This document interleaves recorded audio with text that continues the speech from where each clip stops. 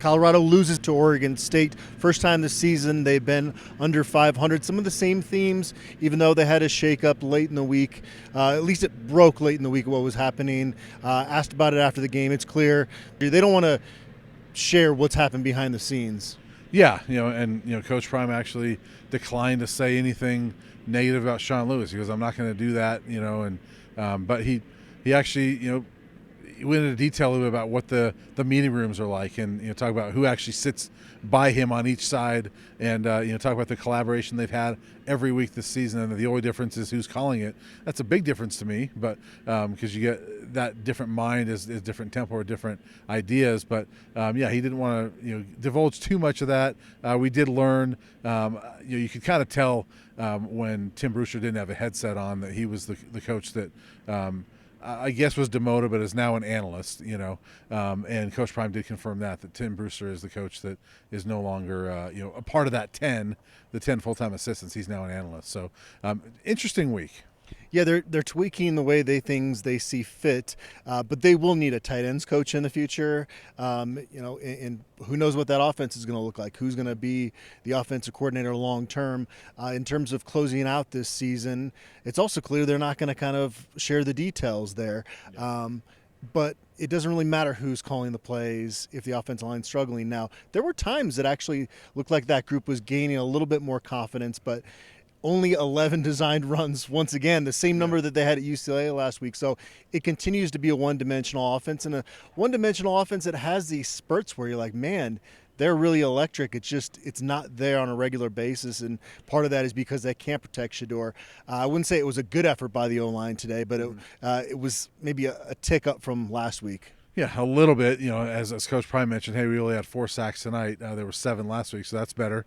That's still a lot. He's still up to, I think it's 46 times or 45 that he's been sacked this season. But the other thing with the tight ends is, you said they're going to need a tight ends coach. Well, they didn't use a tight end tonight. I mean, Michael Harrison played a couple of plays, and Coach Prime even said, how many times did we use a tight end tonight? It makes sense that Brewster's the guy that would be in that spot. And so are they even going to use the tight end? And he actually said, if we're going to throw the ball, I want it to be a receiver, not a tight end.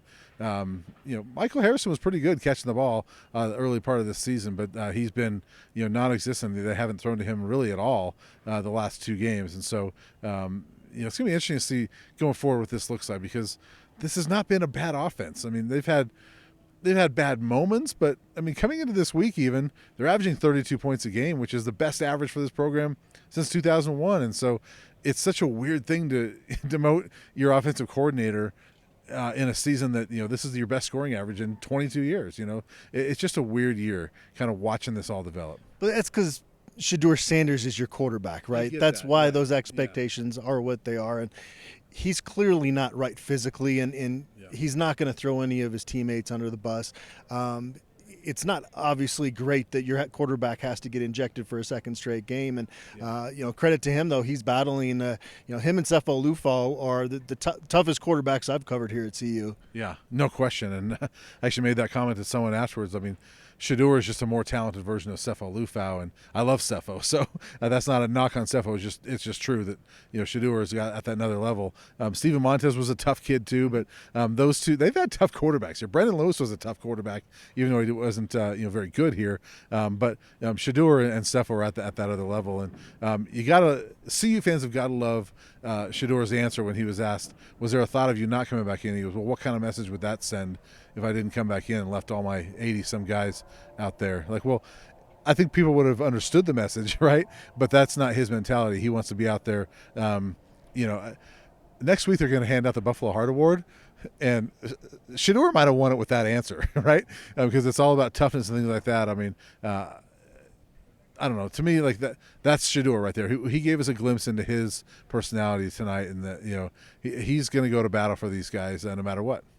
Going back to the point, if Shadeur Sanders is your quarterback, on the other side of the ball, if you're the defense, one week you hold UCLA to 28 points. This week you hold Oregon State to 26 points.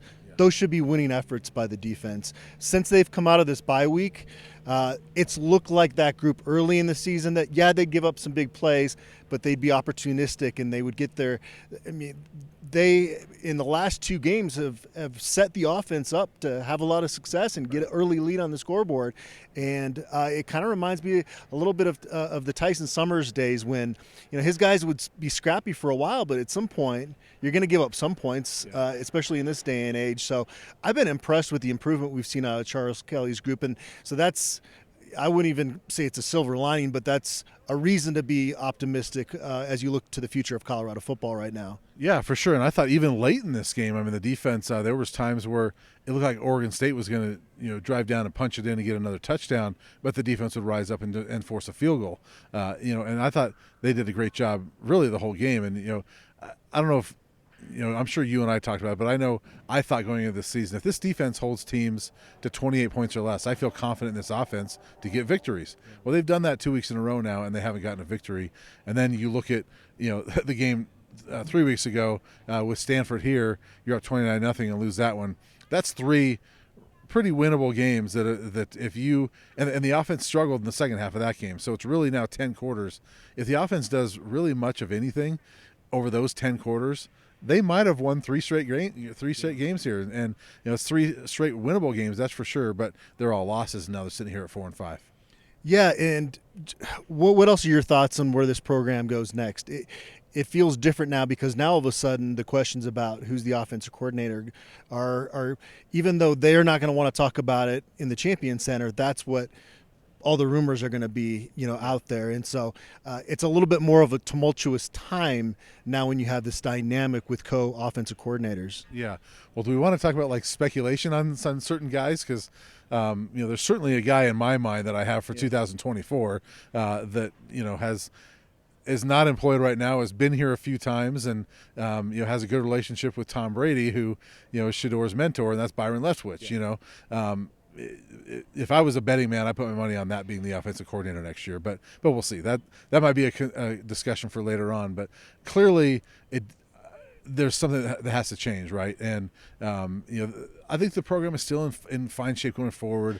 But there's a lot of lessons that they're learning, some tough lessons that these guys are learning. And guys like Coach Prime's never lost as a coach, right? He's always had success as a coach. Shadeur has never lost as a player. I mean, he's lost games, but he's never been on losing teams. Shiloh the same way, Travis Hunter the same way. A lot of these guys haven't been on losing teams, and so they're going through something that they're just not used to, and they've got to learn how to deal with this. And you see it all the time with new programs, right? But we just didn't kind of expect to see that with the way this season started, and because Coach Prime is Coach Prime. But really what they're going through is what programs all over the country go through year one of a coaching change, and especially coming off of a horrible year last year. This is not a horrible football team, but they're going through a lot of growing pains. And there's some game management issues to learn from as well. And I know that Coach Prime came out and accepted responsibility for the end of the first half.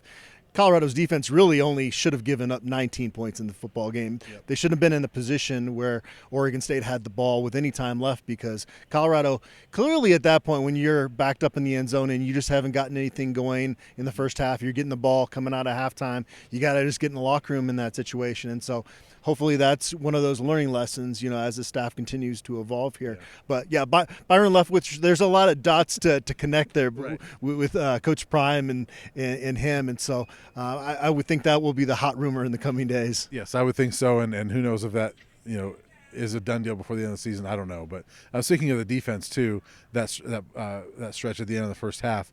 If you're the defense, you just got off the field with 40-some seconds left, did your job, and forced that punt.